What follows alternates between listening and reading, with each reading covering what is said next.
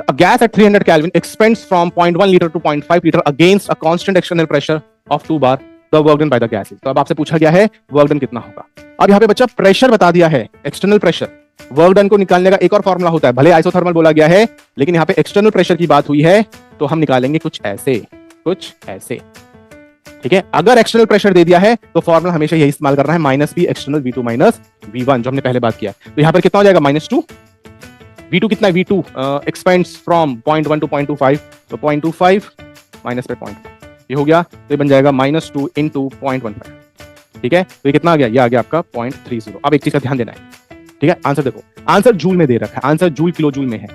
ये किस में आएगा, यूनिट का ध्यान देना है, ये जूल का आंसर नहीं है, ये आपका बार पे है। देखो दिस इज इन बार और ये किस में है, लीटर पे है, तो इसका रिलेशन आएगा बार लीटर, है ना। अगर आप यूनिट्स की बात करते हो तो ये बार होगा और ये लीटर होगा, तो यूनिट बनी बार लीटर। अब आपको हिंट भी दे रखी है कि 1 लीटर बार में कितना जूल होता है, 100। ये ध्यान रखना भी क्योंकि पीवाईक्यू का क्वेश्चन है 2019 का, तो यहाँ पर आपको ध्यान देना है, ठीक है। तो यहाँ पर हम क्या बोल सकते हैं, इसका मतलब वैल्यू हो जाएगा 0.30 इंटू 100। तो क्या हो जाएगा आपका, ये हो जाएगा आपका 30 जूल। 30 जूल माइनस पे, माइनस रहेगा यहाँ पे, ये चीज ध्यान देना। देखो मैंने अभी प्लस रह गया था लेकिन मुझे इतना ध्यान था ये एक्सपेंशन हो रहा है, एक्सपेंशन का मतलब नेगेटिव होना चाहिए, और देखो यहाँ पे नेगेटिव रह गया था लिखना। तो इस तरह से आप करेक्ट कर सकते हो चीजों को। एक्सपेंशन बोलने का मतलब है इट शुड बी नेगेटिव, तो देखो इसको बिना सॉल्व के चेक कर सकते थे।